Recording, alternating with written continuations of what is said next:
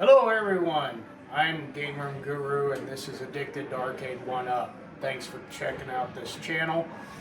Make sure you give me a like and a subscribe before you leave. Tonight we're just going to do a quick unpackaging of our retro shooter.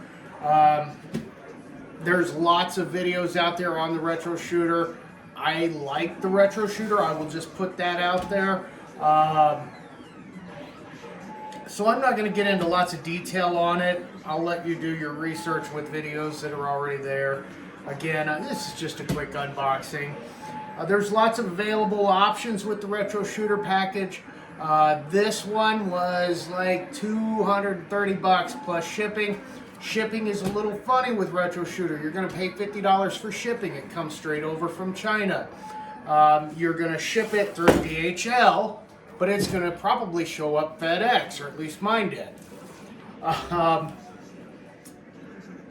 After the purchase is made, maybe 4 or 5 days later, you're going to get an email from Retro Shooter.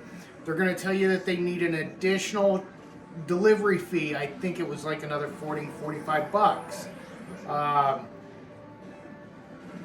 And that you're considered in a rural area for DHL.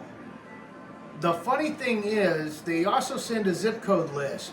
And if I had sent this a mile down the road, it wouldn't have been in the rural zip code list.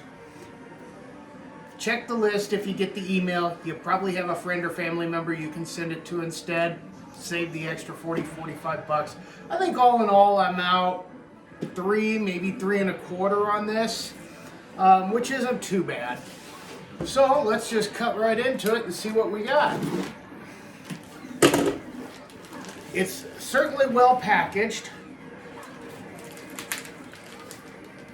If you can get through all the packaging.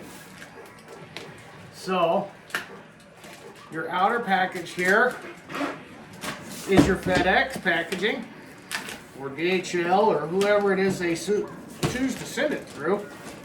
Really weird on the shipping. Don't be bothered by it, even if it's the extra cost for the shipping, which I did pay for convenience. It's still worth it. It's still worth it. So after you get that wrapping off, now you've got a kind of a black kind of plastic wrap on there. So we're going to cut that off. Trying not to cut into the box here. Now, I've used Retro Shooter before. That's what my Area 51 is running on.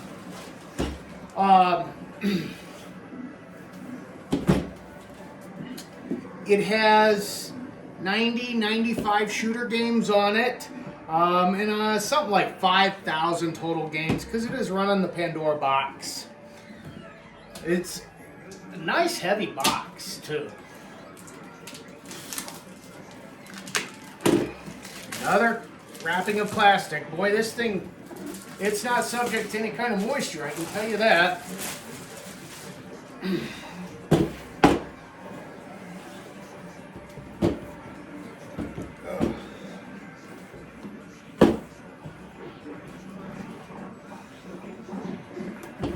There we go, pop that bad boy off.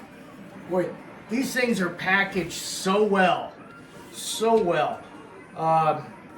Your gun is going to come into 2 pieces, and you assemble those, something to do with customs.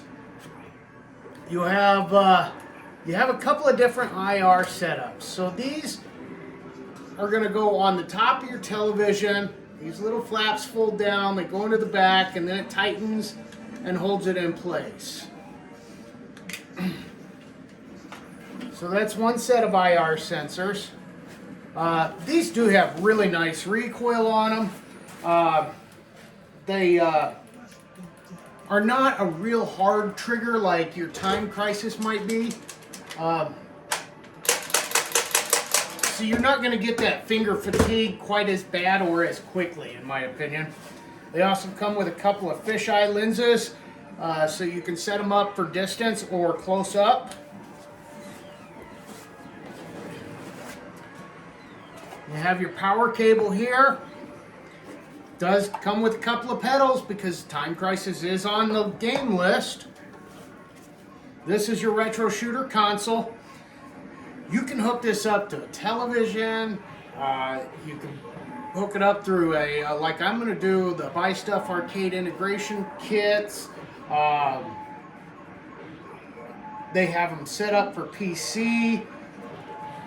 One thing about this, if you're going to hook this up to your television, this thing has wires coming out of everywhere, and lots of them.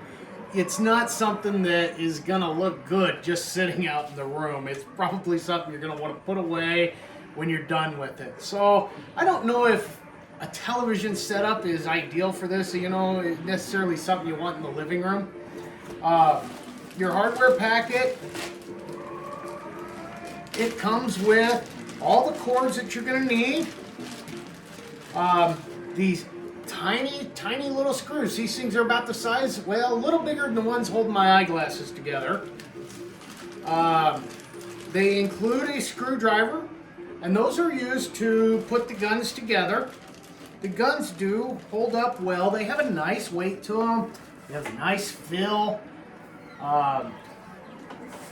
No sliding recoil or action, but they do have recoil. And then you have your 4 IRs here. These are your low profile, so if you don't want to put these on top of the TV, you can use these. I believe they come with some two-sided tape, or maybe not. And you'll just mount them down at the bottom of your monitor, or, you know, like on my Area 51, I have it set up for a 2 IR, but if I wanted to go with 4 or use a low profile, I could just put these on the frame of the actual TV. Again, there's a little user manual in here. It's got a QR code in it, so you just scan the QR code and it kind of walks you through it. It's a very simple setup. Pretty self-explanatory, really, once you get into it. I think that the retro shooter is a lot of fun. I think it's an easy mod for one of your cabinets, especially if you set yourself up with the Buy Stuff arcade setup.